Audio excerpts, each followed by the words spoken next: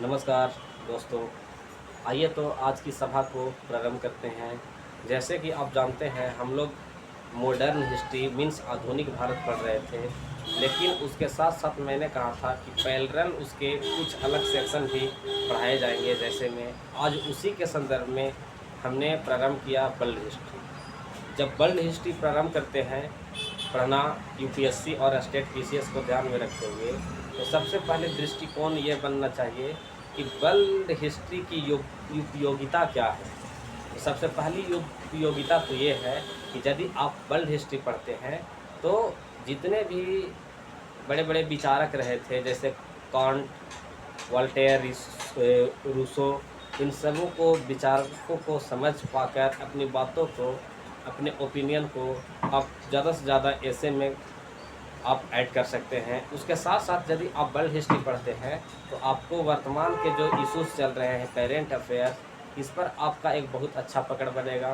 दूसरी बात, आप अगर कॉन्स्टिट्यूशन पढ़ते हैं तो उसका डेवलपमेंट कैसे हुआ, स्वतंत्रता का जन्म कैसे हुआ, इन सभी विचारकों को आपको देखने का मौका मिलेगा। तो ये चीज़ें हैं जो आपको समझ में आना चाहिए। तो जब हम वर्ल्ड हिस्ट्री पढ़ते हैं तो वर्ल्ड हिस्ट्री हम जब पढ़ रहे हैं तो आधुनिक वर्ल्ड का हिस्ट्री पढ़ रहे हैं, तो आधुनिक वर्ल्ड पर डायरेक्ट आने से पहले थोड़ा मध्यकाल का पृष्ठभूमि लेना अनिवार्य होता है। तो आइए जानते हैं, मध्यकाल का एक बेसिक सा परिचय जानेंगे, उसी में जानेंगे कि प्रबोधन क्या होता है, आधुनिक राजनीतिक क्रांतियाँ और आंदोलन कैसे डेवलप हुए इसके बारे में जानेंगे। उसके साथ साथ औद्योगिक क्रांति कैसे उभरी उसके बारे में जानेंगे। जब हम मध्यकाल की बात करते हैं तो कुछ ऐसे ही आपको मध्यकाल के पृष्ठभूमि को समझना होगा। जब हम मध्यकाल की बात करते हैं तो मध्यकाल में एक जीवन पद्धति रहा होगा, तो कहीं ना कहीं धीरे धीरे जीवन पद्धति में परिवर्तन भी आया होगा, तब तो आधुनिक काल की ओर मुड़े। और उस जीवन पद्धति में परिवर्तन करने वाले कुछ कारक रहे होंगे। जैसे में मध्यकाल के उसी बड़े कारकों में से हम एक कारक को देखते हैं, जैसे में वोल्टेयर, रूसो और कांट जैसे बहुत बड़े बड़े वैचारिक परिवर्तन इन्होंने कर दिया। और इन वैचारिक परिवर्तन से सामाजिक, राजनीतिक, आर्थिक आदि परिवर्तन होता है। तो ये सभी संदर्भ है जिसको आपको क्या करना है, जानना बहुत जरूरी है। तो जब हम मध्यकाल के जीवन पद्धति को देखते हैं तो समझ में आता है कि आधुनिक काल में कुछ परिवर्तन आया। जब कुछ परिवर्तन आया का मतलब क्या है, तो परिवर्तन के कुछ कारक रहे होंगे। तो वो कारक में से था वैचारिक परिवर्तन, राजनीतिक सामाजिक परिवर्तन, राजनीतिक परिवर्तन, आर्थिक परिवर्तन। राजनीतिक परिवर्तन हुआ तब तो अमेरिका में क्या हो गया, क्रांति हो गया, फ्रांस में क्रांति हो गया, इंग्लैंड में संसदीय व्यवस्था में सुधार हो गया। ये सब एक विचारधारा का तो ही प्रभाव था। उसके साथ साथ आगे चलिएगा तो व्यापार और औद्योगिक क्रांति आ गई। तो ये सब आधुनिक परिवर्तन के काल का एक कारक माने जाते हैं। तो मध्यकाल में इस तरह से समाज था, व्यवस्था था। तो ये चीज़ को आपको समझना है। आगे देखते हैं, जब मध्यकाल के दौरान यूरोप की व्यवस्था देखते हैं तो विशेष तौर पर जो मध्यकाल का यूरोप का जो समाज था, उसकी जो व्यवस्था थी कुछ इस प्रकार था। तो वहाँ का जो यूरोप था वो कृषक प्रधान था। कृषक प्रधान होने के नाते उद्योग और जो व्यापार था पिछड़ा था। अब जब उद्योग और व्यापार पिछड़ा होगा तो मूलतः वहाँ के जो व्यवस्था होंगे, वहाँ के जो नगर होंगे वो ग्रामीण होंगे। ग्रामीण कह दिए तो इसका मतलब ये नहीं कि नगर नहीं थे, नगर थे लेकिन बहुत कम स्तर पर थे। तो इस चीज़ को आपको क्या करना है, याद रखना है। दूसरी बात, समाज में अगर हम यूरोप का नज़र उठाकर देखते हैं तो जो समाज था उस समाज में कुलीन वर्गों का और पादरी, वहाँ का जो पोप होते थे, पोप का जो हेड होता था उसे पादरी कहा जाता था। तो कुलीन वर्गों का और पादरियों का वर्चस्व था।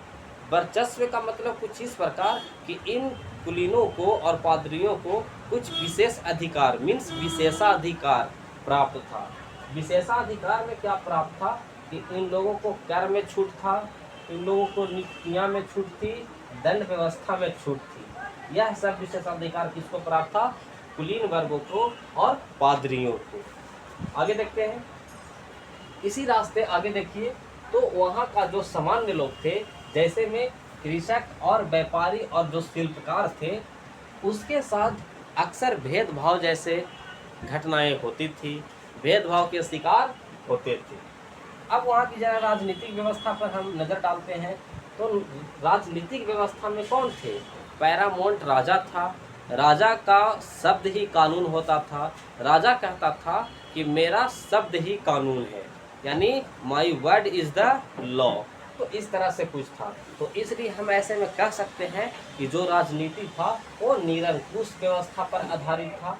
जो राजा था, राजा के अधीन ही विधि निर्माण की प्रधानता थी, कार्यपालिका की प्रधानता थी और जुडिशियरी मीन्स न्यायपालिका की प्रधानता थी।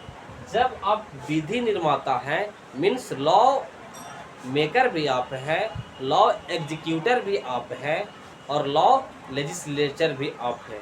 तो कहीं ना कहीं इन तीनों पर ही तो पूरे देश का व्यवस्था टिकी होती है। अगर मैं आज बोलता हूँ कि मेरा कुछ फंडामेंटल राइट्स है और फंडामेंटल राइट्स से जो विधि का समान संरक्षण है उसको निकाल दिया जाए, तो मेरा फंडामेंटल राइट्स क्या रहेंगे? कुछ नहीं रहेंगे। तो इस चीज़ को आपको क्या करना है, समझना है। जो सामान्य जनता थे उनके कुछ कर्तव्य निर्धारण किए गए थे और वह राजा के द्वारा निर्धारित किया गया कर्तव्य को ही पालन करने के लिए राजा बाध्य हो जाते थे। तो ये चीज़ें हैं जो आपको समझ में आना चाहिए। इसके साथ साथ देखते हैं कि मध्यकाल के दौरान कुछ बौद्धिक व सांस्कृतिक आंदोलन की ओर यदि ध्यान देते हैं, तो यहाँ से क्या होगा कि मध्यकाल में अनेक बड़े बड़े चिंतक आए गए और चिंतक चूँकि आए तो समाज में लोगों ने बताया कि ये व्यवस्था गलत है, हम किसी व्यवस्था को अपने मूल्यों के आधार पर उसे आँख मूंद कर हम विश्वास नहीं करेंगे। सांस्कृतिक स्तर पर ध्यान दें तो निम्नलिखित चरण थे, जैसे में धर्म की भूमिका प्रबल थी, आस्था, व्यवस्था आदि निर्माण था। और जब किसी व्यक्ति को किसी धर्म को लेकर, किसी भी देश को लेकर, किसी भी विचारधारा को लेकर जब आस्था हो जाता है न, तो वो व्यक्ति क्या करता है, आस्था को अंधाधुन अनुकरण करता है। अनुकरण करता है तो उसके पीछे वो अपना लॉजिक नहीं चलाता है, वो एक टेम्परामेंट के हिसाब से नहीं सोचता है ये गलत है कि सही, वो एक बहाव में बहता है। तो आस्था जो होता है, आस्था यदि आपको किसी भी क्षेत्र में हो, किसी धार्मिक गतिविधियों में यदि आपकी आस्था हो जाती है, तो आप क्या करते हैं, उसका अनुकरण करते हैं। और जब अनुकरण करते हैं तो आप प्रश्न नहीं उठाते, आप लॉजिक नहीं लगाते, आप टेम्परामेंट के हिसाब से सोचते नहीं कि क्या गलत है क्या सही है, आप सीधा उसका अंधाधुन अनुकरण करते हैं। तो जब अंधाधुन अनुकरण करिएगा तो कुछ ऐसी रूढ़ियाँ व्यवस्था भी तो होती है जो परंपराओं में, रीति रिवाजों में शामिल हो जाती है। तो उस समय में कुछ रूढ़िवादी व्यवस्था, परंपरा आदि भी थी।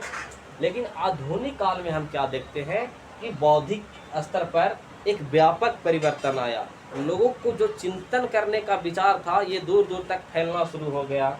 रीति रिवाजों और परंपराओं का पालन केवल इसलिए नहीं किए कि ये प्राचीन कालों से चला आ रहा है, ये धार्मिक ग्रंथों में लिखा है, बल्कि इसलिए कि उसका क्या पॉजिटिविटी है और क्या नेगेटिविटी है। मीन्स समाज जो था यहाँ से तर्क की ओर गया, वितर्क करने लगा, तर्क करने लगा, तो उसके दिमाग में एक कॉग्निटिव विजडम का विकास हुआ, जिससे वह सही गलत को पहचानने लगा और राजा के द्वारा जारी किया गया आदेश को वह आँख मूंद कर विश्वास फिर नहीं करने लगा। तो यही चीज़ था जो मैंने आपको पूरी क्लास में बताने का प्रयास किया। अगर 1 मिनट में इसका रिवीजन कर दे तो मध्यकाल क्या था। मध्यकाल एक जीवन पद्धति की ओर था। मध्यकाल में जीवन लोग जीता था तो जीवन जीने का एक जीवन पद्धति था।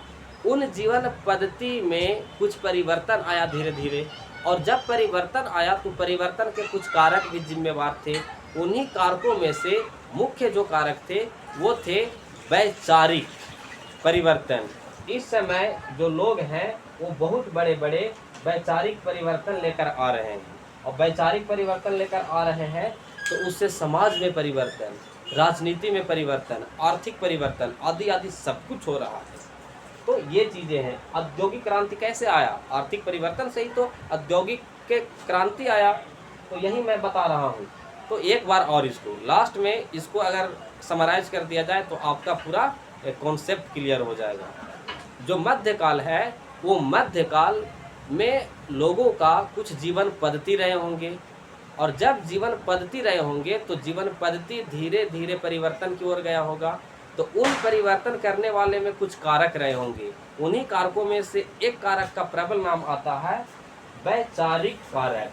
वैचारिक मीन्स लोगों का परिवर्तन हुआ विचार, अब विचार परिवर्तन हुआ तो सामाजिक परिवर्तन, राजनीतिक परिवर्तन, आर्थिक परिवर्तन। राजनीतिक परिवर्तन हुआ तब तो अमेरिका की क्रांति हो गई, फ्रांस की क्रांति हो गई, इंग्लैंड में संसदीय सुधार गतिविधियां शुरू हो गया। औद्योगिक क्रांति आने से, आर्थिक क्रांति आने से व्यापार और इंडस्ट्री में एक रिवोल्यूशन आ गया। तो ये चीज़ था जो आपको मैंने समझा दिया। मुलाकात होगी अगले क्लास में। Thank you all of you.